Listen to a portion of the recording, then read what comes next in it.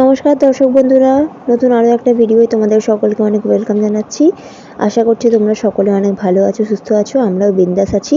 তো চলো বন্ধুরা, সবার সুস্থতা কামনা করে আমি আমার আজকের ব্লগটা স্টার্ট করছি।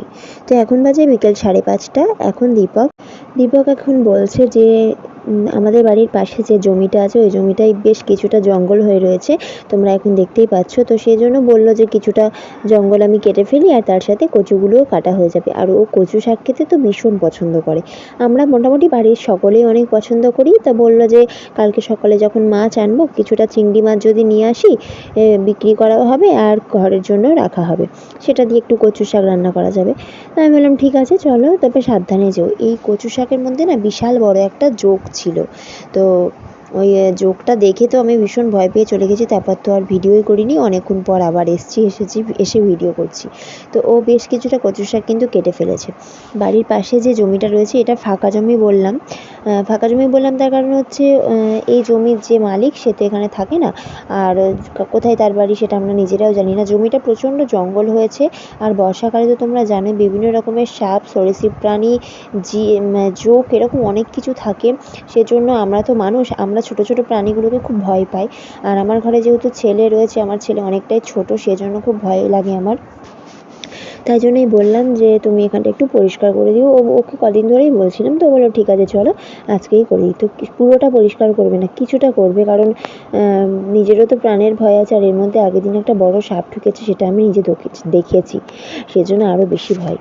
তোমরা কিন্তু ঝটপট করে কমেন্ট করে জানিও যে কে কে কচুর শাক খেতে ভালোবাসো। কচুর শাক অনেক রকমভাবে রান্না করা যায়, এতে নারকেল দিয়ে রান্না করে। আমার বাবার বাড়ি একটা অনুষ্ঠান আছে, অরন্ধন অনুষ্ঠান, ওটা যারা এদেশীয় তাদের জন্য এই অনুষ্ঠানটা। অরন্ধনের সময় কচুর শাক রান্না করতে হয়, নারকেল দিয়ে, নারকেল কোড়া দিয়ে রান্না করে, ওটা জাস্ট অসাধারণ লাগে। ওর স্বাদটা তো জীবনে ভোলার মতো না, আমি তো ভীষণ ভালোবাসি। নারকেল কুড়িয়ে ওটাকে আরও অনেক অনেক কিছু দেয়, রাঁধুনি দিয়ে সুন্দর করে বানায়। তো তোমাদের কি অরন্ধন অনুষ্ঠানটা আছে?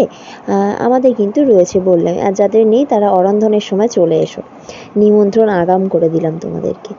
আর একটা কথা, কচু শাক কিন্তু ছোলা দিয়েও রান্না করা যায়, অনেকে ইলিশ মাছের মাথা দিয়ে রান্না করে, আর আমি তো বললাম আজকে চিংড়ি মাছ দিয়ে রান্না করব। চিংড়ি মাছ দিয়ে কিন্তু দারুণ লাগে কচু শাক খেতে। তো দীপকও কিন্তু চিংড়ি মাছ দিয়েই খেতে চেয়েছে, সেই জন্যই এত কষ্ট করে কাটছে। ওই আজকে কেটে দেবে, তারপরে কালকে নয়তো আজকে রাত্রেবেলা বসে বসে আমি পরিষ্কার করে সুন্দর করে এগুলোকে কেটে ধুয়ে জলে ভিজিয়ে রেখে দেবো। প্রায় 15-20 মিনিট অনেক পরিশ্রম করার পর অবশেষে তার কচুর শাক কাটা হলো। আর এই যে এতগুলো পাতা কিন্তু ও ফেলে দিল, আর যত বড় বড় পাতা আছে না কচুর শাকের, এই পাতাগুলোও কিন্তু খাওয়া যায়। পাতাগুলো অনেক রকমভাবে খায়, কিন্তু আমি কখনো রান্না করিনি, আমার শাশুড়ি মা রান্না করে আমাকে দিয়েছেন। আমার কিন্তু এটাও খুব ভালো লাগে, মানে পাতাটাও খুব ভালো লাগে, পাতাটা বাটা বেশি ভালো লাগে। এতগুলো কচু শাক সে এখন কেটেছে, আনন্দ সহকারে ঘরে নিয়ে যাচ্ছে কচু শাকগুলো। শুভ সকাল বন্ধুরা, কালকে তো তোমরা দেখলেই যে দীপক কচুর শাক কেটে এনেছিল, চিংড়ি মাছ দিয়ে খেতে ইচ্ছা করছে তার, সেই জন্য।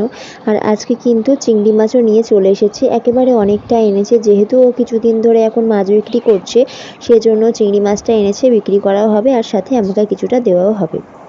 আর আমাকেও কিছুটা ঢেলা মাছ আর চিংড়ি মাছ দিয়ে দিয়েছে। আর বন্ধুরা, এখানে আমি কচুর শাকগুলো রেখে দিয়েছি, ও কিন্তু কালকে বিকেলে কচুর শাকগুলোকে একবার করে ধুয়ে রেখেছিল পরিষ্কার করে। আর আজকে আমি এখন এগুলো কাটবো। প্রথমে ছোট ছোট করে কিছুটা টুকরো করে ফেলেছি, এবার কিন্তু এর একটা পাতলা চামড়া মতো থাকে, সেটাকে বাদ দিতে হবে। তারপরে এরকম ঠিক ছোট্ট ছোট্ট করে কেটে ফেলতে হবে, কোনোটা অনেক মোটা হলে সেটা মাঝখান থেকে একটা ফালি দিতে হবে। আমি তো নিজে নিজে যেহেতু ভিডিও করছি, তাই আমার কাটা দেখাতে খুব সমস্যা হচ্ছে। আর কচুর এই গোড়াটা কিন্তু কেটে আমরা দিয়ে দিই, এই যে এটা পুরো কুচিয়ে কুচিয়ে আমরা দিয়ে দিই। এই গোড়াটা তোমরা অনেকেই হয়তো ফেলে দাও, বাট এটা ফেলবে না। রান্নাবান্নার পর স্নান সেরে নিয়েছিলাম, ঠিক তখনই এই কাকা এসেছেন সবজি দিতে। দীপক যতক্ষণ সবজি বিক্রি করতো তখন আমি কারোর থেকেই সবজি নিইনি, এখন যেহেতু ও কিছুদিন সবজি বিক্রি করছে না, সেজন্য আমার ঘরের সবজি আমি অন্য কারোর থেকে নিচ্ছি। তো আজকে এই কাকার থেকে চলো দেখে নেওয়া যায় কী কী সবজি আমি কিনছি। দীপক যেহেতু নিজে সবজি বিক্রি করে সেজন্য আমি সবজি একদম কিনতে পারি না। আমি বলি যে উচ্ছে আছে, ঠিক আছে আমাকে অল্প করে দিয়ে দাও। এবার সে কতটা দেবে তার ব্যাপার না, আমি কতটা নেবো সেটা আমার ব্যাপার, আমাকে তো বলতে হবে। এগুলো আমি একদম বুঝতে পারি না। আমি উচ্ছে নিয়েছি, কুমড়ো নিয়েছি, কুলেখাড়া শাক নিয়েছি, আর কলমি শাক নিয়েছিলাম, একটু লঙ্কা নিয়েছিলাম, আর একটু রসুন নিয়েছিলাম। তো চলো বন্ধুরা, আমার আজকের ব্লগ এই পর্যন্ত। আবার দেখা হবে কালকে নতুন আরও একটি ব্লগের সাথে। তোমরা আমাকে অনেক ভালোবাসা দিচ্ছ, তার জন্য তোমাদের সকলকে অসংখ্য অসংখ্য ধন্যবাদ জানাই। তো বন্ধুরা, টাটা, বাই বাই, হরে কৃষ্ণ।